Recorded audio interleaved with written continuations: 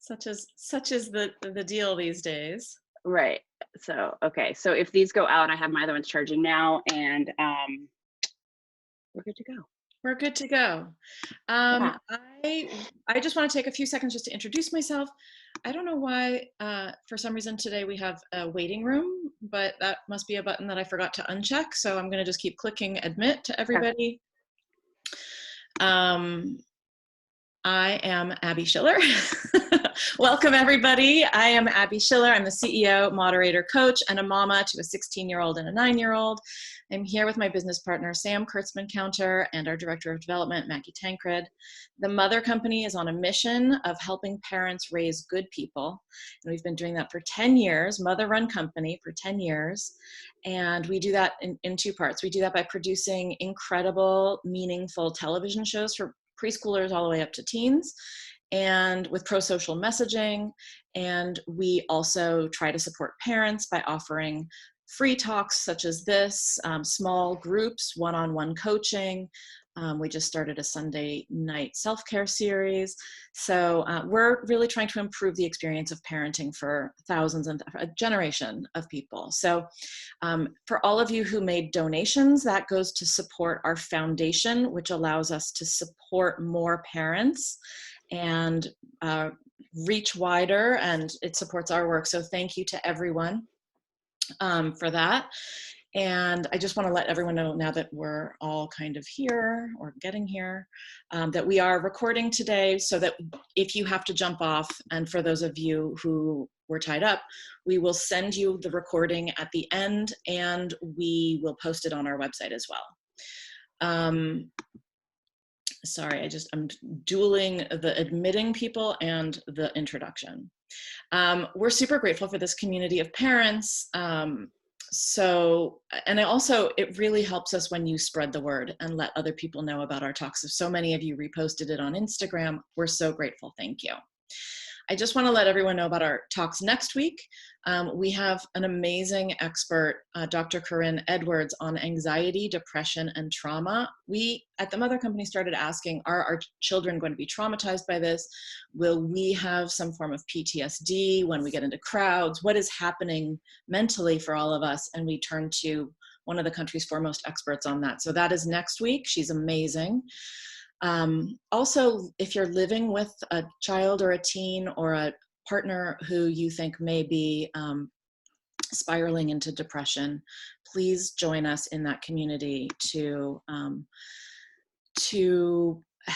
get some help and get some information. We also are hosting a talk with Jessica Rivera, our favorite infectious disease expert, who will be back the week after next to talk about vaccines, school, partnerships, pods, all of the kind of infectious part of this education talk that you might want to know as well. So that's happening. We are doing a talk on teens, and we also have a talk on children and cooperation for anybody who's struggling with their kids and homework and chores and other things. And you're welcome to join our Sunday night self-care, which is a 30-minute grounding meditation and intention setting to start the week off from a calm place. Self-care is something that we so regularly forget to do, and so we put that in place for you guys. So with that, today we're breaking down the choices for the school year because it's overwhelming to so many of us, and many of us have been left to make decisions without a lot of information. So we're turning today to Nicole Kaplan, who's an educational therapist and founder of Empowered. Is it Empowered or Empower Ed? I say empowered. Empowered. I probably yeah, but I like the double entendre with the ED for education. Yeah. So for over 2 decades, Nicole has seen clients in a private practice setting, collaborating with students and parents and teachers and learning specialists and psychologists to create a game plan tailored to her clients' specific academic and emotional needs, which I love. She works from a strengths-based perspective, helping students overcome or compensate for learning challenges. She also has a child in public school, one homeschooled, and it seems experience with everything in between. Welcome, Nicole. Hi, thank you for having me. I really appreciate it and excited for this. I was thinking about when you first reach out over a week almost 2 weeks ago, the amount of information has changed even so much that it sort of changed the direction on everything that I had been thinking or feeling about all of this. Let's get into it. Even last night, getting more articles. Every day we get more information. And I think that's part of the feeling of why this is all so overwhelming and uncertain, is because we will make a plan and then the plan has to change, and then we'll make another plan and then that plan has to change, and then we'll try and compensate. And it's, I mean, you guys raise your hand or just put a note in the comment if you're feeling completely overwhelmed by this, and if you're feeling like, yes, I see you. If you're feeling like, what do we do? So Nicole, I'm like, me, yeah. Well, and it's funny because a week ago, we were talking about pods, and you were, just in it, hiring out teachers right and left. That was your job. Mm-hmm. And then what happened? I had a change of heart. I understand the need for pods, and I understand, I will state, I'm grateful right now that my children are older and self-sufficient, so I don't have to deal with this. So I'm coming from this at a very empathetic place where I know I look at it from what I would do if it was my child. I can look at it from what I would do as an educational therapist, and even as a child that grew up having a hard time learning. Pods are ideal in this situation. However, you have to look at the risk versus reward of things. And after doing more research, and I actually sat in on a webinar with a pediatrician who works in Orange County, California, and he basically, because we were talking about opening up my own private practice, and his first thing was like, if you don't have to, don't. And I was like, oh boy. So I, was thinking about this. Don't have to, don't. If you can keep it on Zoom, do. It's the safest for everyone. I'm going off the information that he gave me, and he is right on the front line in Children's Hospital in Orange County. There have been over 600 children there, and of which many in the ICU, and unfortunately several has passed because of this. Yeah. And yes, there probably are some underlying health issues that go along with that, but still, that was the impetus for it. And it really made me think, like, am I going to be that person that's going to put teachers who I truly care about as an educator, and parents who I completely empathize with as a parent, am I going to be putting these people together at the chance of something happening? Like, I am putting them in the line of fire, whether someone shoots or not, may not happen, but I'm still putting people in that situation, and it didn't feel very comfortable for me. So I've really been working hard on coming up with ideas to help parents, who may not have the means to do that. I mean, so many of us don't, and for people who just don't feel safe doing it. And so that's really what I've been trying to work on. Yes, I appreciate that. And I think that in this next hour, I want to make sure that we cover all of the let's do it. All of the options. And I also really appreciate that you're such an expert in helping children with their executive functioning, because even for children, regardless of what choice parents make, executive functioning is the most important thing to help them absorb material. The center. It is the nucleus of all learning. And I've done a lot of talking to neuropsychs about this. And, whether we're talking about a child with average intelligence or more, right? When they're totally capable of doing something on their own. If they do not have their executive functioning skills up to par, they will not succeed no matter how intelligent your child is. It just doesn't matter. So let's come back to that. That's going to be our little cliffhanger for now, because let's make sure we get through the options for parents who are here to really understand what would be best for their kids. Okay. So let's just give us an overview, Nicole, of what you're seeing, how parents are responding, and how you imagine this school year might be different than the last 3 months of last school year. I would imagine that it is, and there isn't a lot of information that has come out yet. I think that schools, are afraid as well to make a commitment to something, because really, who knows? And none of us have ever seen any of this. So I think some things that are my takeaway, but I think bring them up here actually, because it's about really, as parents, listening to our gut instinct. What is right for our family, and what's right for my family may not be right for your family, and that's okay. And it's being confident in that decision. I know that when I am looking for help from a friend and I get too much information from too many different people, it only kind of makes me more crazy. And so it's about, who is it that you trust? Who do you want to have conversations with about this? And be confident in that decision and stick with it. And doesn't mean you can't change your mind as you go. This thing is totally fluid. I'm seeing everywhere from people to homeschooling all the way to just straight online with their family. So the spectrum is huge. I have people who are wanting to put pods together. I have people who are wanting to do some supplemental learning. I have people who feel comfortable with certain people on, I like to call it like the spectrum of safety. And once you kind of figure out where you are on that spectrum, to sort of try to couple up as safely as possible with those people and kind of do it as a community and a group. Like, it really does take a village. And I think that all of our like morals and standards and just our baseline of everything is going back to, I've been calling it like the Little House on the Prairie days, where we all just are kind of metaphorically farming and getting it all together and taking care of ourselves and slowing down. The anxiety that is caused by this is so high. And so, I mean, I've been working with parents on a lot of how to self-regulate even themselves, because what we have to remember is that we are our children's role models and they are going to emulate whatever it is that we are. So if we're frantic and we're cuckoo over this, which is very easy to do, our kids are going to be. So it's really about, it's putting on our, oxygen mask first and really kind of taking a deep breath and figuring out what are we going to do. So some families, I was talking with someone that works for me the other day, and we were sort of talking about, like, if I had an employee that had a child that was in this right now, I know that I would be very open to, okay, so you can't come in from this time and this time because you need to take care of this. So if you kind of can find your group around that, then maybe like certain people can step in at certain times with those 3 or 4 kids or whatever it is.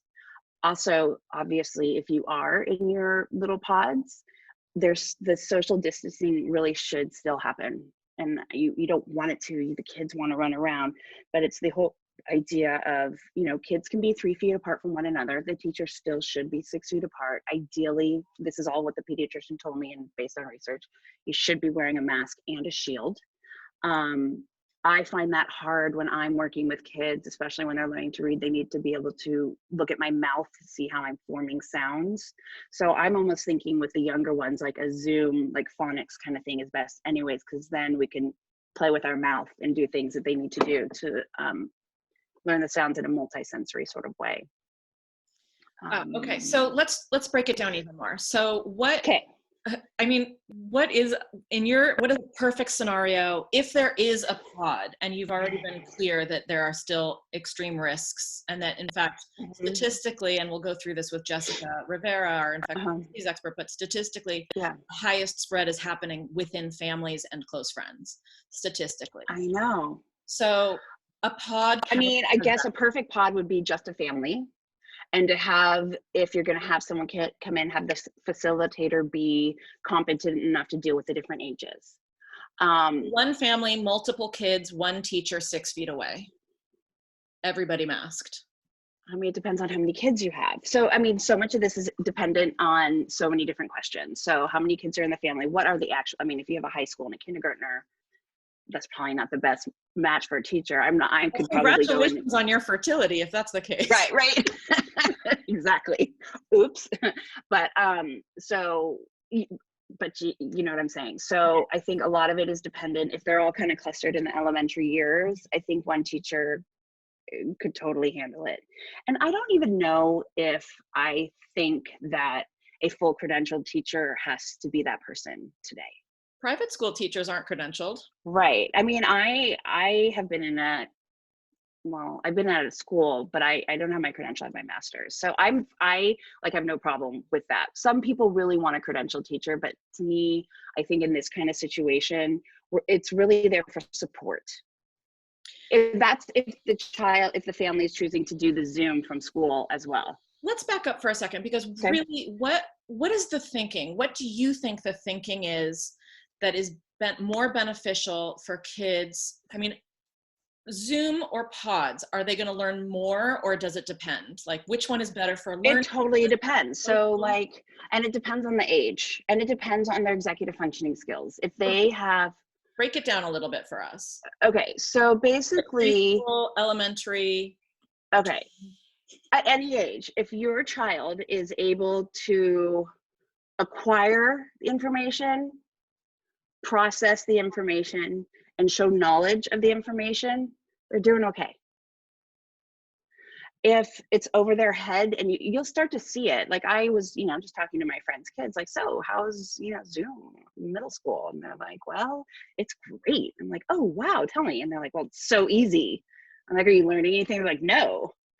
So that's probably a problem. This was last year when everything was just going. So, and by the way, Nicole, just to interrupt for a second, but our assumption is that this year's Zoom will be like the last 3 months of last year, and it's not necessarily. my guess is, and like I said, they haven't made announcements. My guess is that the school districts have stepped things up, and I hope they have for the teachers, because that was a really tough position that they were all put in. Like my heart really goes out to these teachers who are limited in this ability, and the families. There's internet, there's technology, there's all these things that have to be working, like the sun, the moon, the stars, everything has to be aligned for this to work. And there are going to be kids that fall through the cracks, even kids without any sort of learning differences. Who are the kids most likely to fall through the cracks? Well, besides having any sort of learning disability or attention issue, or anyone that's, with a 504 or an IEP, which is someone, that gets extra help and stuff, those are kids that I think should be like for sure on like the school's, for lack of better words, like watch list. Like, let's keep an eye on this person. Let's making sure that they're still getting services. So if anyone is out there with kids with IEPs or 504s, I highly, highly, highly recommend getting in touch with, if you're at a public school, the coordinator for IEPs and 504s, and if you're at a private school, then the learning specialist, just to find out what are they planning on offering and take them up on it for sure. And don't be afraid to like be emailing and be in their face. Like, this is your kid, go get what you need. And for gifted learners? The same thing. Supplement? Yeah. I mean, the pendulum swings so far. Like kids that are highly gifted and kids with learning disabilities fall in the same place. They're missing information because they get bored, whether it be because it's so easy or whether because it's too hard. Yeah. So we're going to have to keep those kids stimulated as well. Okay. So let's talk about, specifically, let's talk about Zoom, because I think that's, okay. And I'd love to know from the audience, just with comments or hands, like what are you most leaning towards for the fall, just so that we have a sense of gearing this talk, because I'd like to cover pods, homeschooling, Zoom learning, and executive functioning. So why don't we start with a Zoom, just to understand, like, what are the benefits of it? What are the challenges of it? My understanding, our school is doing 4 hours of Zoom, as opposed to last spring when it was an hour and a half in the morning. My son is in the 4th grade. So Zoom learning for 4 hours for a 4th grader, what could that look like? Okay, so here's my understanding, and we're not 100% sure. I have spoken to some teachers in the elementary schools around here. They are allocated a certain amount of minutes per day. Now, each teacher, I believe, has the flexibility to break those groups into smaller groups, so they're working more individually with the kid, with each group of kids, which puts our kids on Zoom less. So I don't know how all the teachers are going to do it. And that's going to be an individual thing. And that's going to be, I mean, I don't know how they're going to know until they know what the climate is of their class. So comfort me about this. Okay. You don't know how the schools are going to. Well, I think that each teacher can do it individually. Teach a person individually? Each teacher can run the way they choose to Zoom with their class. As long as they're online for a certain amount of minutes a day, they can structure who's meeting with the teacher at what time at their discretion. So not every child, so your child, I don't know whether it's school, if it's a public or private, but from what I understand, the public schools it's totally going to just depend on what's happening. Your child for 4 hours a day may not be sitting in front of their Zoom for 4 hours. Yeah. How can we, so what you're saying, to back up, is it could be a story. One teacher could have a story time. One teacher could do group private rooms with, group learning. One teacher could do, if there's no set curriculum for every teacher in every school. Is that what you're saying? Correct. And that's where I think that the downfall is. I really think that just to play advocate, I mean, okay, we had 3, third grade teachers, and they all had different curriculum. They all had their different teaching styles. That's fine. I just meant to get it out there to the parents ahead of time. I think this is anxiety provoking enough with all of the uncertainties out there. And when it comes to kids, I know one of my daughters, she would find out her teacher the day before or the morning school started every year. And the week before school started was just terrible for all of us. And I felt terrible for her, but she had so much anxiety around it. So I think, and this is a heightened anxiety time, I think that every effort, in my opinion, should be made to lessen the anxiety for everyone. I saw on here that someone saying in Oakland that they are taking the first 2 weeks about the teachers getting to know the kids' dynamic. I think is an excellent idea. Yeah. I think the process about learning and everything here is going to be a little bit slower. And I think that we'll get into a rhythm. And I think it's going to take a lot of patience from all of us, which is hard to do when we have little kids who patience isn't, their brain's not developed enough to really have patience yet. Yeah. I also think that it helps for us to not feel so alone in the experience for those of us who are choosing Zoom, and that I would encourage us to reach out to other parents of that class, 1,000%. have a parent Zoom. And for sure, I think that's an excellent idea. It's the back to school night, or it's the potluck on Zoom. Right. Yeah. I also think, sharing like your ideas of how this is working, whatever. When all of this first started, and I had, my private practice went straight to online, and I can't say I'm the most techie person, but I learned quickly, and I downloaded all my materials and scanned them in this, and I was learning Zoom and other programs and how to have multiple screens up and pulling things in, trying to move, not fast, but so there's not a ton of downtime in the session that people are paying for, right? So I think that, and I would have conversations with other educational therapists, and we'd be like, okay, what's working for you? How are you doing this? And I think that the collaboration and the whole village, mentality about this is really what's going to help us get through it. Yeah. How do we keep kids engaged on Zoom? If they're like, teenagers are looking at their phone and doing TikTok. Like when I just walked into my son who has a video game on, he's right, they're doing video games, they're swinging their legs, they're like looking around, getting up and getting So once, I think it's super important to, as much as we can, create a school environment at home. As soon as summer's over, my son's computer is coming out of his room. It's in an open space. I'm going to have everything set up for him like an office. So there's no reason to get up. He's got everything he needs. He's got his chemistry kit right now that he's working with, but he is in his room because I'm up here now. But I think that do you mind if I just change my ear pods really fast? No, not at all. But what I love, I'm going to reiterate what you're saying. Okay. I love that you're saying set up for success. So you're creating a desk and a work environment that you have visibility over, that he won't need to be in private or in secret. Do you recommend headphones for people because the noise of all the Zooms, if you have more than one kid? Hold on 1 second. I'm trying to get these off. I can still hear the tech. That. Anyway, I'm going to read our friend from Oakland saying, I've created a grade Slack to communicate with parents about what's happening in different classes, but also to arrange online Minecraft playdates or swap books. That's awesome. IGS phone. Any other ideas, you guys? Keep them coming. I also think that in terms of Zoom, kids will start to acclimate. Can you hear me, Nicole? Not yet. A grade level Slack is a great idea. Agreed. Although I don't use Slack, so we would have to do it another way, or I would have to figure out Slack. And guys, while she's fixing the, the sound problem, feel free to send any questions our way. We're going to get into learning pods next, unless we have other questions around Zoom. Okay, they're coming fast. Parents rotating extracurricular instruction via Zoom after class time. Yes, also with PE.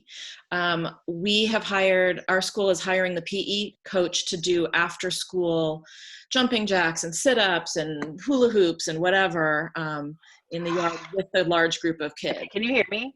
Yeah. Can you hear me? Yeah. Oh, okay. Sorry. Technology. Right? Okay. This parent is in Indiana. We are doing school face-to-face, but need to be prepared to go virtual anytime because who knows?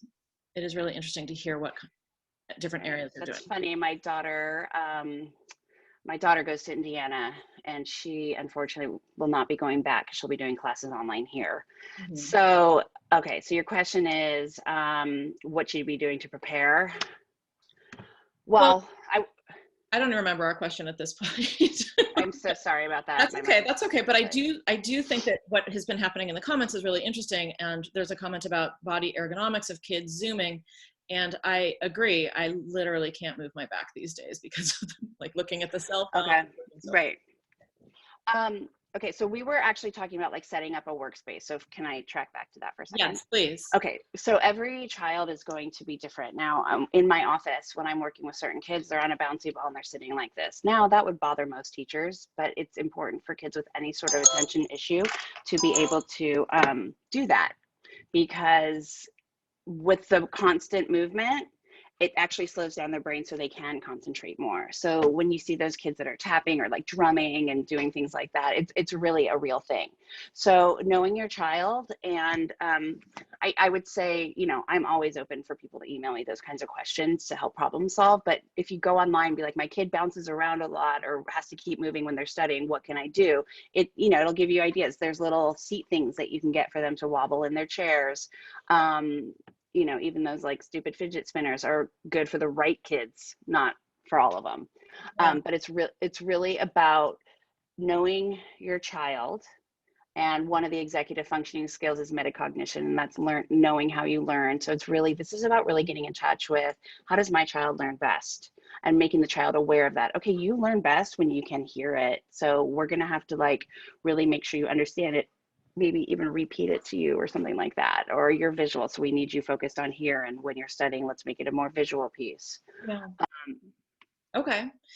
I feel like parents who are choosing Zoom are feeling like we're choosing it because this is our option that we're being presented. And I don't know that anyone feels like this is the best choice, because so many parents got onto the thing of like, oh, I'm going to hire a private teacher. I'm going to do this. I'm going to move to France, whatever. And I just feel like all of us who have decided that Zoom is the choice are feeling uncertain. I shouldn't speak for all, but I think many of us feel about the choice of Zoom. So can you share with us that, yes, it's not ideal, it's not better than in-person learning necessarily. Right. We all know that. We all know that obviously the best type of learning is in person. Although I have some students who are thriving more on Zoom.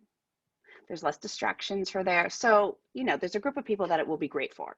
For those of us that are like really concerned about it, and I agree, I do have some concern, considering maybe like who my kids are and what they would be able to do at that age.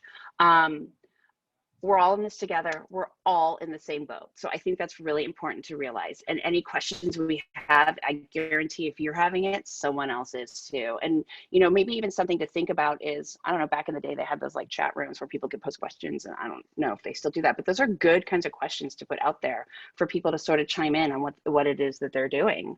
Okay. So I want to move on. I'm sorry. Okay. Go ahead. What your thought was.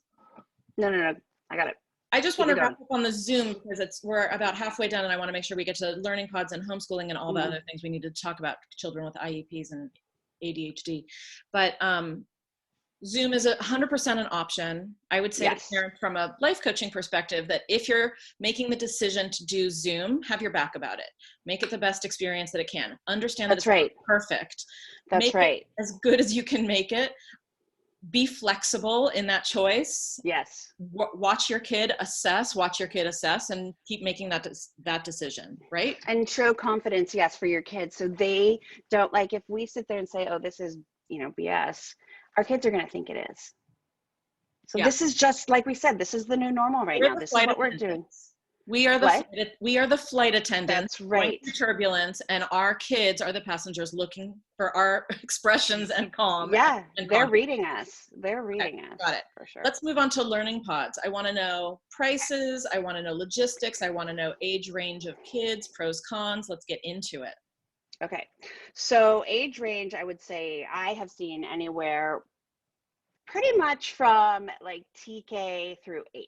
I'd say high school kids, they haven't been really looking for pods. But I've always had tutors that have worked for me. I imagine that people are going to want tutors for like subject tutors. And prices can range. So if you find a teacher on your own, it's going to be less than like hiring if you were to hire one through me kind of thing. Because the teacher is going to get everything straight to her. Everything that someone's going to get if they come to me is something different. I'm going to have somebody overseeing the curriculum. I have someone to make sure that each kid is being reached. And because my background is educational therapy, I come from the perspective of leave no man behind. Like, I don't want anyone slipping through the cracks. If we can teach them the material that they need to know in the kind of way that everybody in that pod can understand, that's how I'm going to have it taught. So I'm coming more from the like remediation standpoint and the executive functioning standpoint, because the information that these kids are learning now, yes, it's important, but what's really important about elementary, middle school, and high school is learning how to follow directions. And it really is. And because those are the skills that we need for when we go on for later. Time management, organization, all of those executive functioning skills are what should be or are being taught through information that we need to learn about, the California in 4th grade. Mm-hmm. Okay. And so these pods, it's not so much about the curriculum, the academic of it. It's about the skills, you're saying? I mean, academics is important. Don't get me wrong. And especially things like math that builds upon one another, and, comprehension and higher order thinking skills. But higher order thinking skills sort of falls into the executive functioning part of it as well. But writing, like, you want those kinds of things to develop. So reading, writing, and math are your core. All the, like, it's great. We learn about photosynthesis and the process of it and everything, but it's really about learning how we learn that. Got it. Does that make, yeah. Okay. And how, just to kind of straddle between the learning pods and the Zoom, how can you tell if your kid is not doing well in these forms? What are the signs of the pods or the Zooms for class? Let's go both. Let's do both. I mean, it's really important to watch your child's behaviors. You'll know if they start like retracting or retreating from things, or if they're excited to get on. Personally, I will be in touch with my child's teacher as much as possible. I know they're going to be inundated, and I hate like saying this, but still, it's my kid. I want to know, like, how do you see this going? And I'm going to have an open dialogue with my children and looking at their grades, or, I'm not a huge grade person. However, I do think for the average kid, I do think that grades are a reflection of your insides. And if you got it together on the inside, it's easier to show on the outside. It's kind of like as adults, like when we have it together on the inside, people see it, they feel it. So a lot of this is going to be like on your intuition. And I'm going to say, listen to your intuition all the time here. It's hard, but, and check in with your kid, right? I mean, can you have that's what I'm saying. Have that dialogue with your kids. And almost better than that, like, I love my kids and I have very open communication with them, but sometimes it's easier for my kids to talk to my best friend, because maybe my kids don't want to tell me it's really easy, because then I'm going to make it harder, but like when I was talking to my, what? Sneaky and smart. Have family members check in. Just to like, right. Like, I just like, I talk to my friends' kids. I'm like, oh, it's easy. Because why? And I'm like, are you learning anything? I'm like, no. I'm like, okay. So then that's when I have the conversation. And then a family like that too, they would maybe talk to the teacher at that point, and they would work with the choices that they've made, and then? This was last year when this all started, so I think that everybody was like, just what is going on? I think if it were me, I would probably take some of it into my own hands, but I know that I come from a different perspective. So I would just try to find out with a lot of questioning, and I would reach out to somebody to help sort of problem solve this, as far as like, okay, well, what's easy for you? What's hard for you? What are you enjoying? What are you not enjoying? When someone tells me something is hard and they don't like it, that means that, or excuse me, that it's too hard for them and they're missing something. So those are the areas that I would come in and like look for some supplemental stuff. And there right now are so many supplemental learning programs. Some cost some money, some are totally free. And I'm working on getting all those listed on my site, so anyone can come and just look at like links for references for help. We'll send that link out in the recap. Thank you. And that, right. Yeah, exactly. So have them be patient and keep checking back too. And I am going to be posting things like that on my Insta, just for, and what I'd love for is the people to even like DM me there that like, I'm looking for something like this. Guess what? The next day I might have a post for you up there saying, you know what, check this out. Yeah. So I really like I said, it really takes a village, and I am, if I was just in this for money, I'd be throwing teachers into pods, but I'm not doing that. Like, I really care about these families. I was that kid. I have those kids, and I've studied this. So I really want to help parents be set up for success. I have one client right now who, she has twins, and I also have twins. And it was always like, keep your twins separate in school, keep them separate, don't put them together. They need their individuality. They have to like grow up learning like that. And I was talking to her the other day, and I go, what's going to be easier for you and your husband? And it might be totally counterintuitive to what, she's been told since the day they were born. And I said, you get to make the decision, you get to stick with it.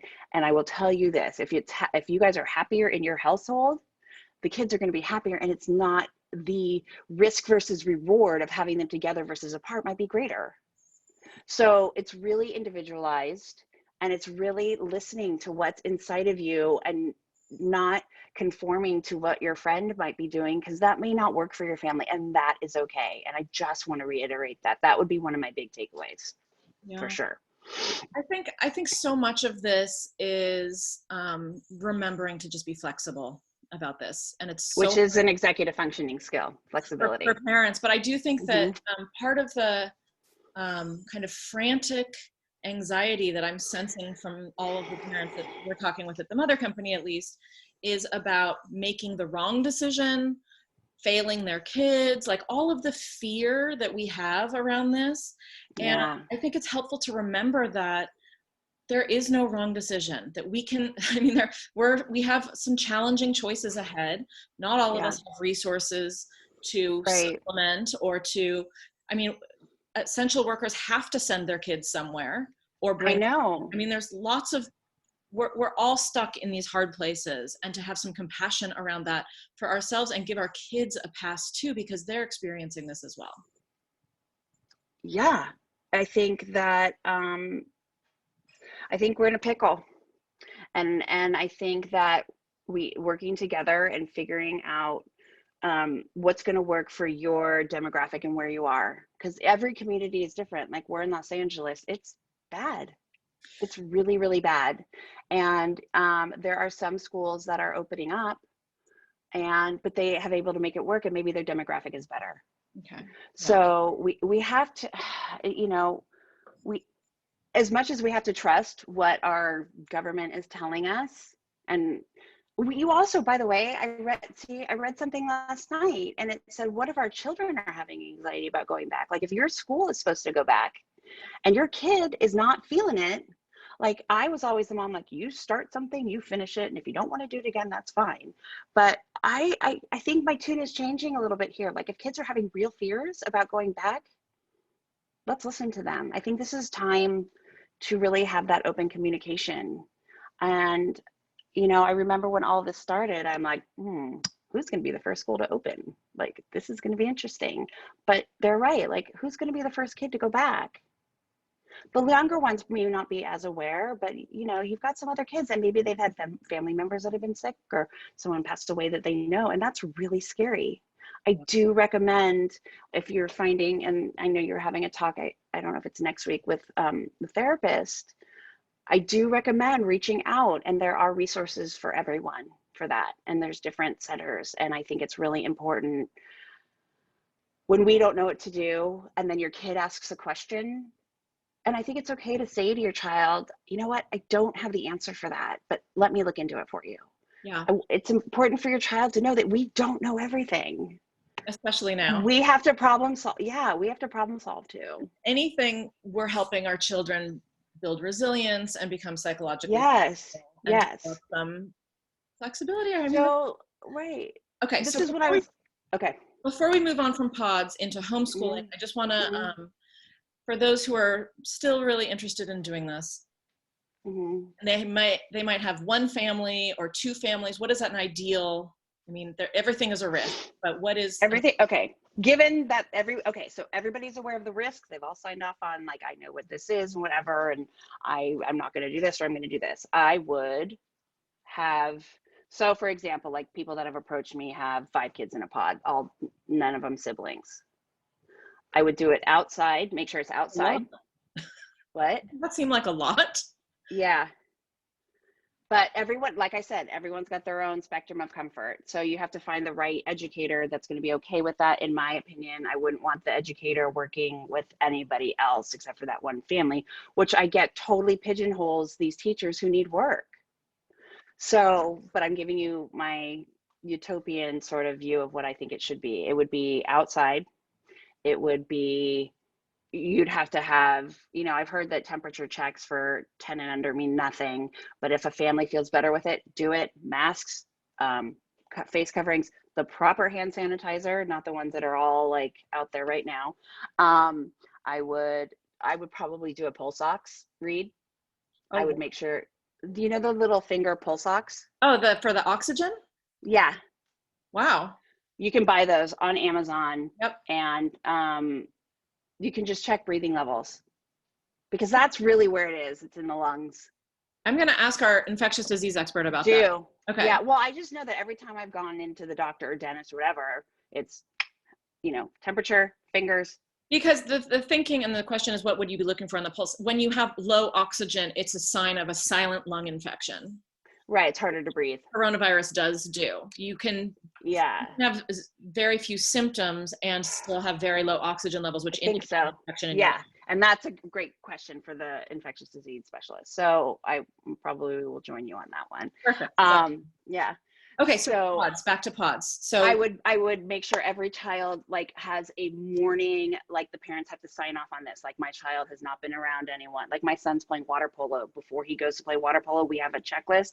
We have to either screenshot it and send it to know that we've checked, we've verified, and we've that's our liability kind of thing. What about the number of hours that they're together? What about Well, we know that the more hours that they're exposed together, or more hours people are exposed, the more sick you could get, right?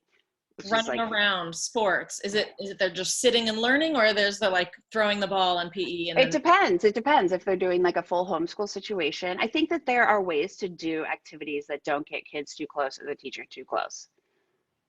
And I'm okay with that. You're still taking a huge risk potentially. And for sure. The fact that the number one way that this is being spread is through friends and family is something to not take lightly.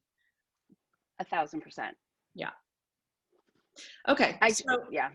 Let's move on to, and I'm sorry to end on the pods on that note, but I just feel like we feel responsible as well. And so people need to make wise decisions together. Let's talk about homeschooling. I always had the impression that homeschooling was like a mom, usually with a kid, all day long, teaching them. Yeah, well, I always thought that too, and I always thought homeschooling was a little weird. But then again, I grew up thinking life is a white picket fence, and you go to high school and you have football games and you do all that. That's the way life is. But my company, we started homeschooling someone last year, and it just turned into the most beautiful thing ever. So the mom's not doing it; it's not in their house. And I'm not saying that would be the situation today. However, I do think that homeschooling is incredible. And that's because, especially with someone with any sort of any learning issue or challenge, attention issue, because, and the teachers and the people that work for me are specialized in working with different modalities. So they're getting the information. I make sure that my teachers are very much incorporating all of the executive functioning skills and into this learning process, but it's catered to this one person. So we're adhering to, so in California, and everybody would have to check their state on this, it's fine for a child to be homeschooled. You have to file some sort of petition or paper, and it's always accepted. And you have to be affiliated with a accredited program that meets the state standards. So with that, our teachers can tweak the curriculum, because we're following it, but tweak it in a way that works best for this student. And they're, yeah. So for you, a homeschooling sounds just like it's a pod for one family. Pretty much. But there are people that, where are the moms with the kids? There are families that do homeschooling like that. And I remember seeing it like, because you'd see like in the middle of the day, like groups of kids at like a park or at different places or whatever. I'm like, why aren't they in school? And I remember talking to a mom, she's like, oh, this is our homeschool. And we go and we do experiential learning. So some parents are doing that. Some families who travel a lot do homeschool. You know, a lot of people will bring their tutor with them to do things like that. So homeschool, I think, is a big umbrella. And now it's online learning. So there are different kinds of homeschools, even like online homeschools, which they've had around for a while. I mean, for example, if a kid, there are kids, well, my son, let's just take my son, for example, like he promised me that he would take geometry this summer because he should have taken it last year, but he wanted to just keep an easy class since he just started high school. And I said, fine, if you take class in the summer. And he's like, fine. So he's been doing an online homeschool. And it's through a program that I did some research, ones that the school accepted, and it's going really well. I do have someone working with him. She's not a teacher. It's actually one of my daughter's like sorority sisters from Berkeley, who's an applied mathematics major. Of course, she's going to be able to help him. And so they're working together. And it's not even that much time, but he is able to move on. So what is the program exactly? It's independent. He dictates the pace of it, or he has in. Right. So I help them break down the chapters or the units into certain time periods. And I'm like, I kind of want this done during this time and this time and this time. That's totally worked fine. There are other homeschool programs where they're pulling in kids from all over, and there's a set time and they join in. So it's like a Zoom, but really small groups, and they're held accountable in a different kind of way. And I mean, these things can get really expensive. Like my son's program, I bought the program for $95 a semester. And there are free ones too, which are great, which we used for our homeschool student last year. How much does it cost to do the homeschool program, and how much does it cost to hire a teacher to homeschool your kid? Okay, so homeschool curriculums can be all the way from free up to, I don't know, like $8,000. Wow. If you have a savvy teacher, you can go with the free program, and they can make it really interesting and like applicable to the student. If you're the more expensive ones, will have teachers there that you can get online and meet with them for help. I personally wouldn't recommend like getting a homeschool program and being like, here, have school. You have to you have to be involved. This doesn't work how can two working parents do a homeschooling program? They'd have to hire a teacher, yeah? Yeah, at least someone to oversee the executive functioning part, staying on task. And because the bottom line is like, you may not be able to understand all the material, but what can we do to figure it out? And that's executive functioning. It's problem solving. So somebody that's like kind of on point with that, like, okay, we have this cool thing called the internet, and what could we do to try to figure out how to learn it? And guess what? Whatever it is going to be on there in multiple kinds of ways it's about going above and beyond a little bit and taking initiative, which is another executive functioning skill. So it's problem solving, it's figuring it out. We have like 10 minutes left and we haven't Okay. talked about executive functioning at all. Well, we have throughout the entire thing, but I really do know that this is a specialty for you, and it's the basis for kids being prepared for life and becoming good students. So can you give us some tips on how we can help our children become better executive functioners? Yes. It's going to start with ourselves. We have to become good at it.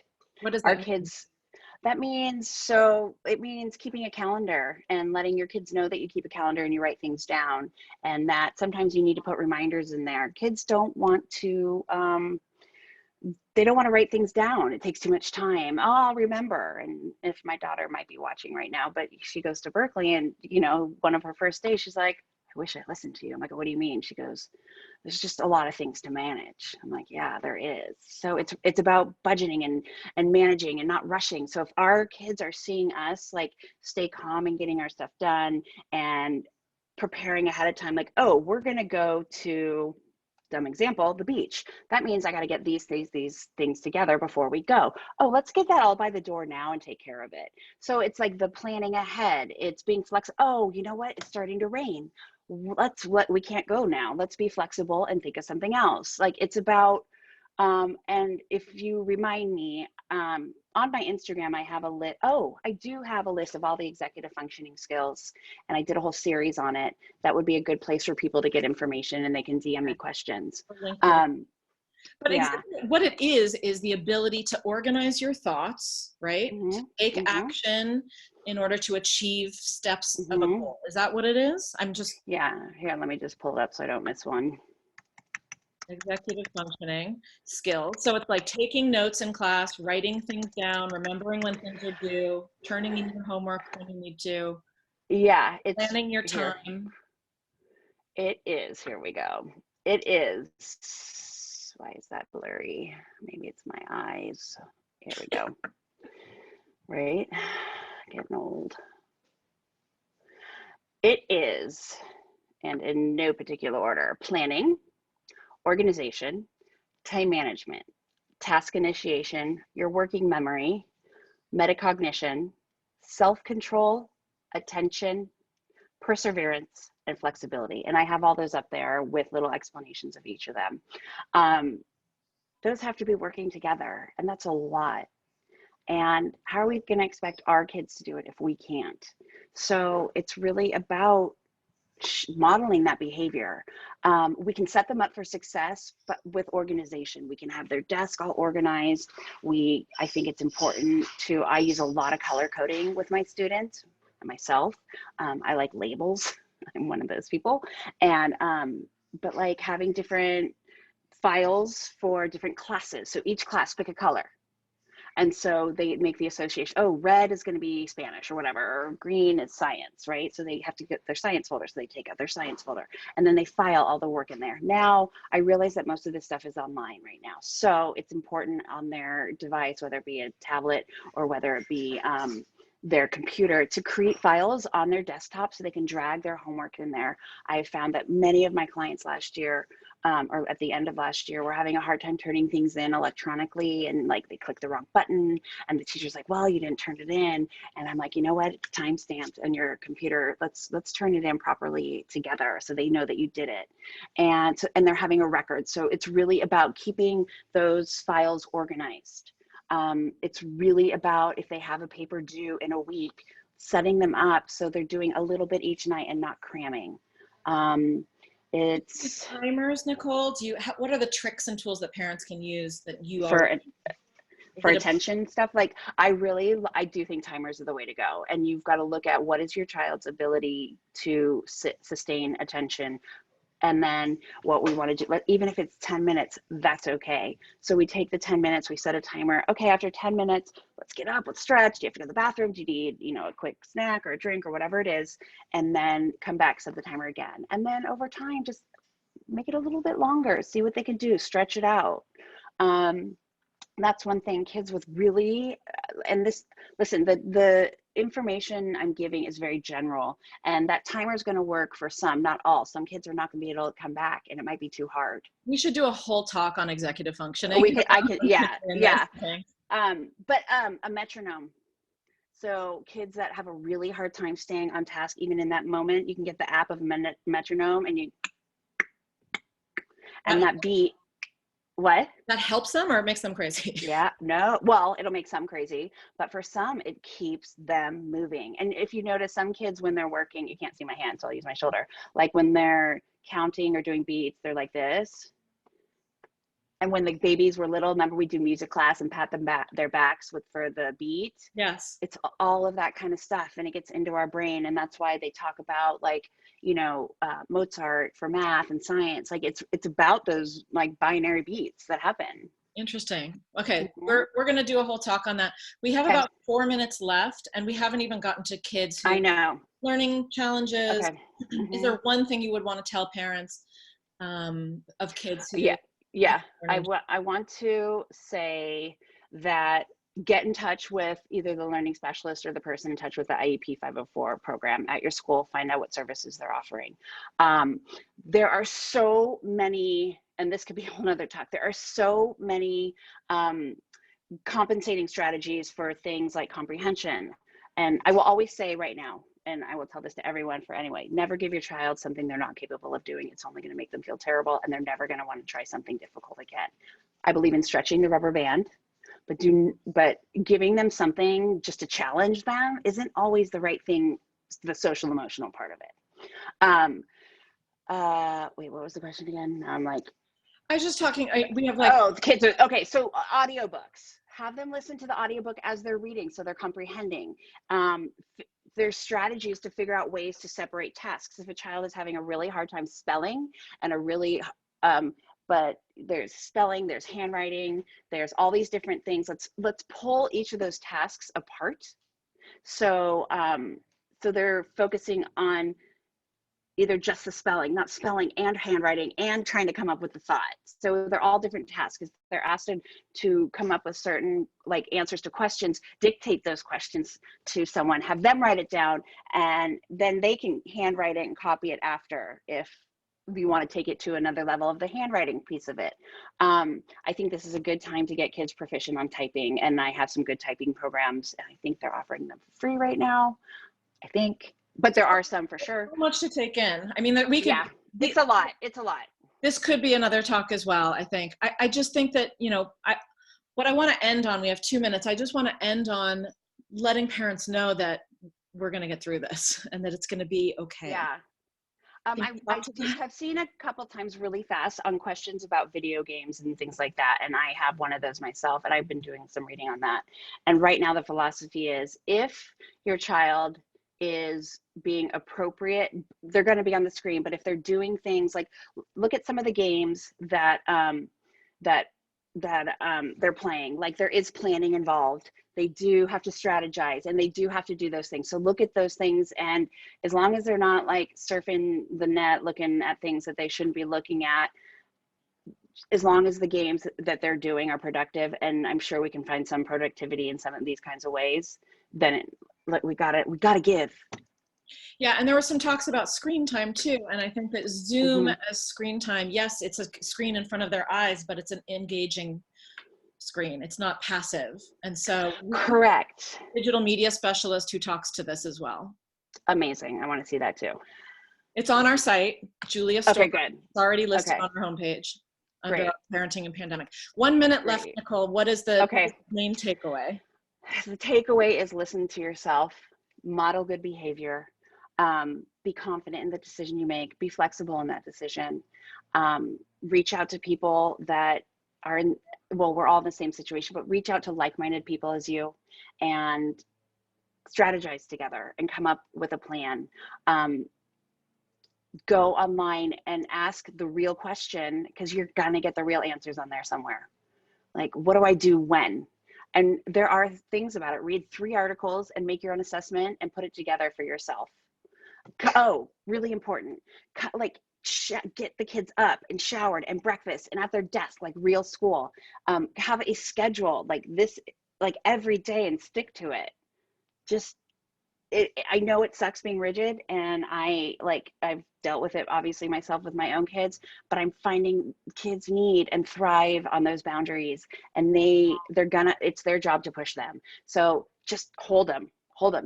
You'll thank me later, like later in life. Well, You'll and be also so grateful. we have a talk on getting kids to cooperate, so it will speak to that for sure. Yeah. Nicole, thank you. We had a Thank lot to cover you. today, and it sounds like we have at least Thank 2 more you. talks coming out of this. So Great. I want to thank everybody for joining us. Again, thank you to the donors to help support our work. This is new, the donation part, and our foundation is here to serve all families.